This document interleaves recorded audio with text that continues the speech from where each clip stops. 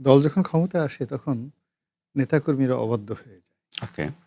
এবং তারা নানা রকম বিশৃঙ্খলা তৈরি করে এবং আত্মতৃপ্তি আত্মতুষ্টিতে তারা দলকে ডুবায়, সরকারকে ডুবায় এবং প্রধানমন্ত্রীকে বিব্রত করে। এটা সব আমলই হয়।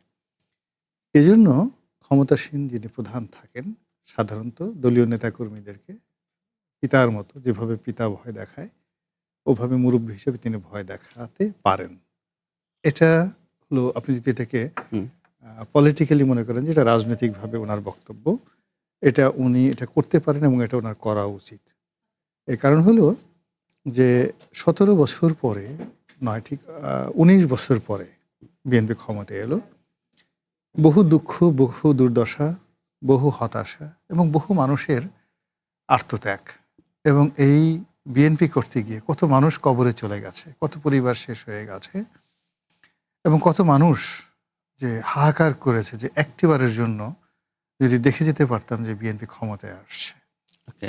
তো এই আফসোসের পরে বিএনপির যে প্রত্যাবর্তন এটা অনেকটা আকস্মিক, অনেকটা প্রাকৃতিক এবং অনেকটা যদি সফল হয় তাহলে এটাকে অলৌকিক বলবেন, আর যদি ব্যর্থ হয় তাহলে এটাকে দুর্ঘটনা বলতে হবে। এত দ্রুত মানে সব কিছু ঘটে গেছে। অর্থাৎ তারেক রহমান সাহেব বাংলাদেশে এলেন, মানে অনেকটা ভিডি ভিসির মতো আসলাম, দেখলাম, জয় করলাম। ওকে। উনি না আসার আগ পর্যন্ত, উনি যে ২৫ তারিখে এলেন তার আগ পর্যন্ত ২৪ তারিখ পর্যন্ত হোল নেশন মানে উনি আসবেন না, নির্বাচন হবে না, তারপর শেষে ডক্টর ইউনূস ক্ষমতা ছাড়বেন না, ইত্যাদি ইত্যাদি ব্যাপারে 99% সবাই কথাবার্তা বলেছে। তারপর উনি যখন ৩০০ ফিট এসে বললেন আই হ্যাভ এ প্ল্যান, দেন উনি বললেন উই হ্যাভ এ প্ল্যান। এরপর থেকে একের পর এক ঘটনা ঘটে ওনার সরকার গঠন করা পর্যন্ত এত দ্রুত, অনেকটা সিনেম্যাটিক মনে হয় যেন সেলুলয়েডের পর্দায় যেভাবে একটার পর একটা ঘটনা ঘটে।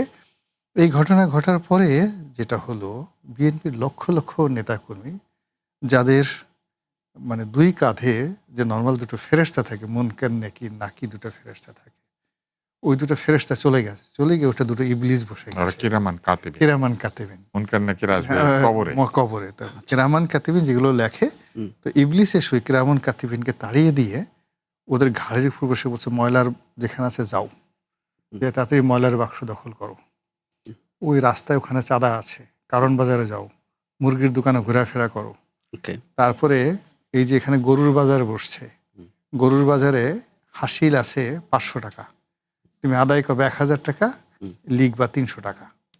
তারপরে ওই যে মেট্রো রেলের নিচে ওখানে চাঁদা দেওয়া লাগবে না, হাসিল লাগবে না, ওখানে একটা বাজার মিলাও। এইরকম চিন্তা ভাবনা করে টেকনাফ থেকে তেঁতুলিয়া পর্যন্ত এই যে বিএনপি নামধারী ইবলিস যারা লোকজন আছে, তারা প্রধানমন্ত্রীর যে ভাবমূর্তি, তার যে চেষ্টা, তার যে চিন্তা চেতনা, তার যে বাংলাদেশ বিনির্মাণের যে একটা অভীষ্ট লক্ষ্য, এটাকে রীতিমতো মানে জাহান্নামের দিকে টেনে নিয়ে